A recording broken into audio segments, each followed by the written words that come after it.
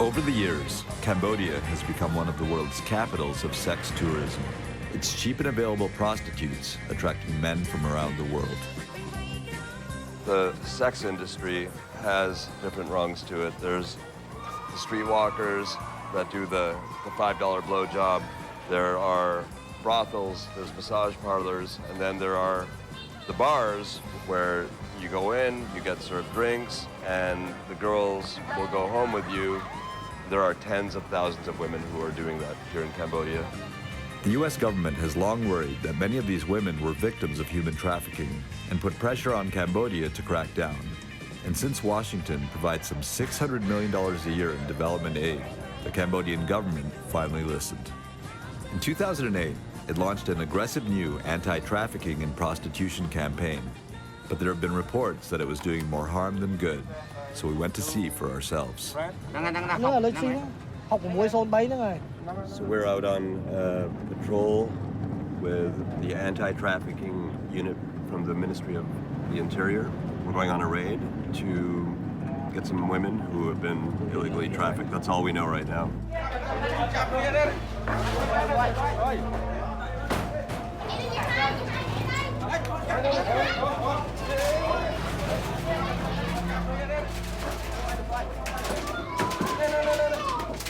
They're taking their phones right now, so the girls won't call ahead to other operations, to other brothels. It's a very heavy scene right now.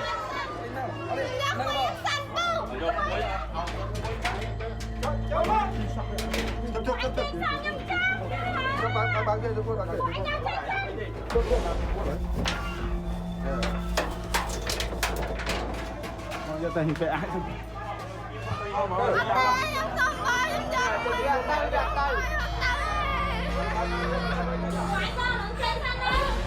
my God, this is about as dark as it gets right here.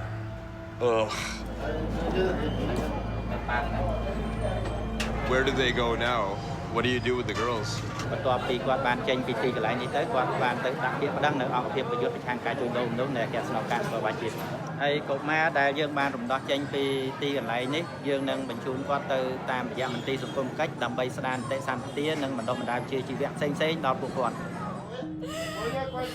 And this is the crux of Cambodia's anti-trafficking program.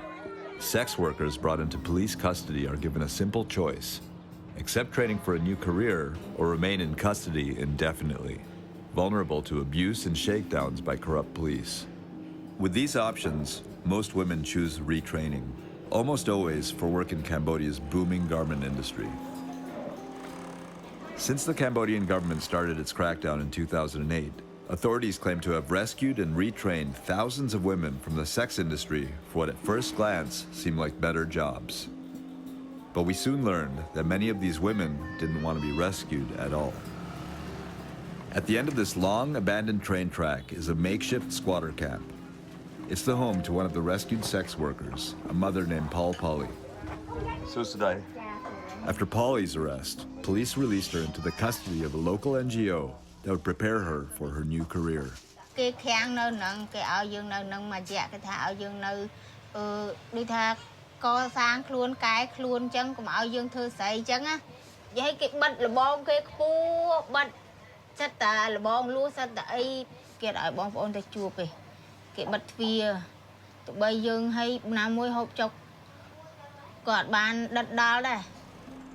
The NGO would train her for work in the garment industry, which employs 500,000 Cambodians and makes up 80% of the country's exports. At first, it sounded like an opportunity for a fresh start in Cambodia's biggest industry. The reality was very different. So were you making any money while you were in the training?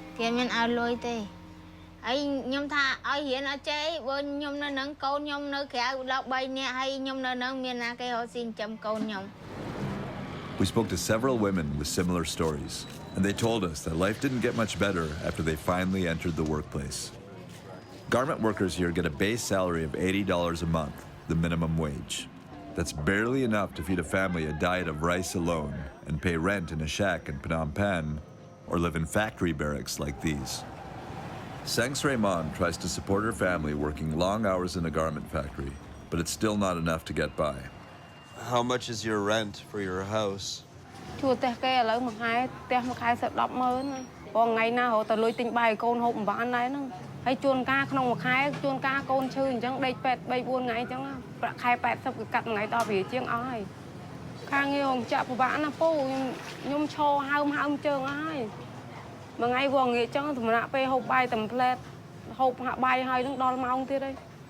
To make ends meet, she now moonlights as a prostitute every night, earning just $8 per customer.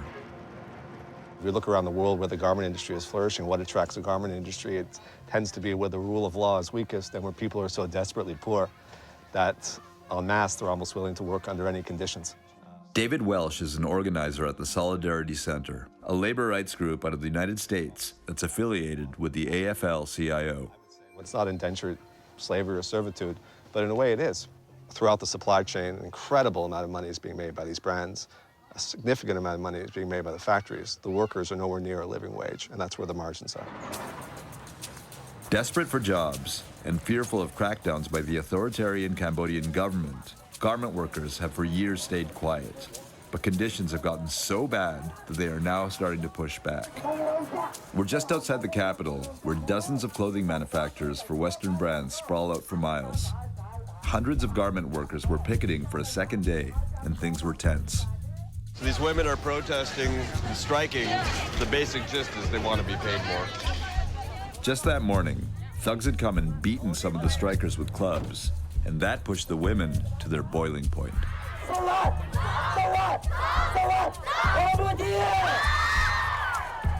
We wanted to see the factory conditions that led these women to strike, but these factories are notoriously difficult to get into, especially with cameras. Can you take me inside?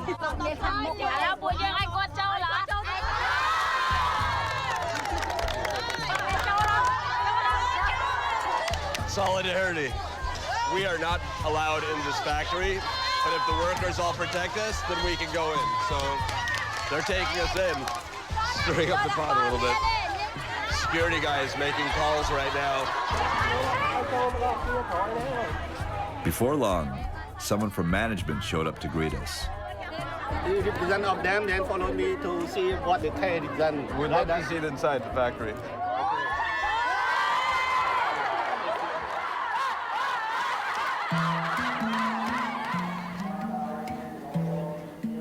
Normally, it is 3,000 women, nose to the grindstone, sitting here all day, every day, 6 days a week for maybe $80 a month, and they're supposed to feed their families with that.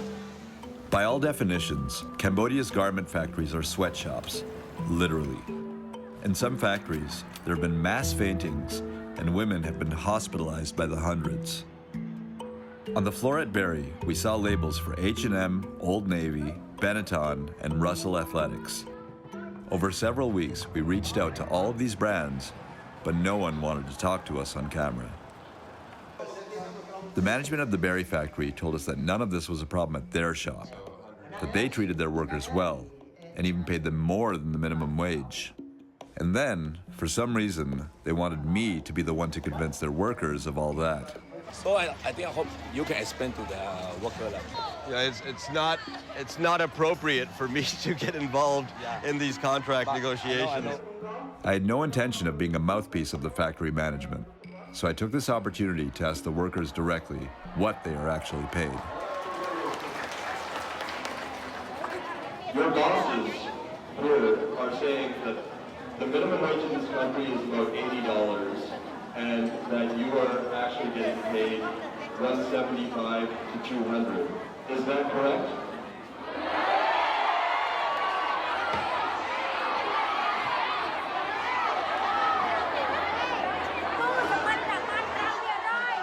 This entire dispute, which led to the walkout and strike, was all over what amounted to a $4 per month raise. And the very fact that Barry's management actually invited us to see their factory strongly suggests that the conditions there are far above average.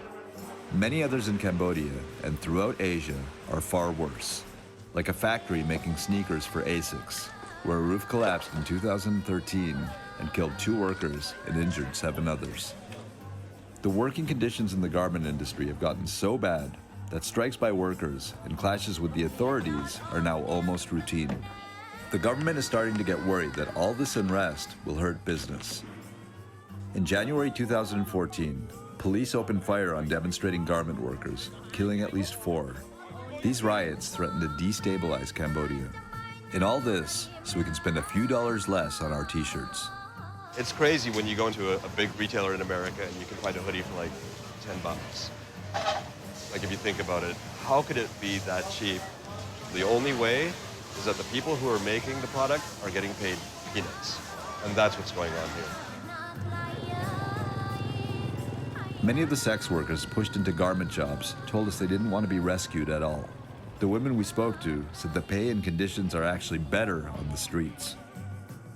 If you quit being a sex worker, would you go back to the garment industry?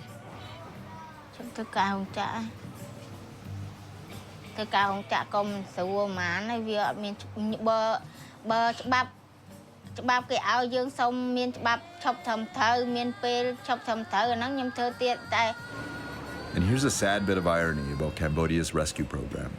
A number of studies have found that most of Cambodia's sex workers weren't victims of trafficking after all. For now, women are choosing prostitution over garment work.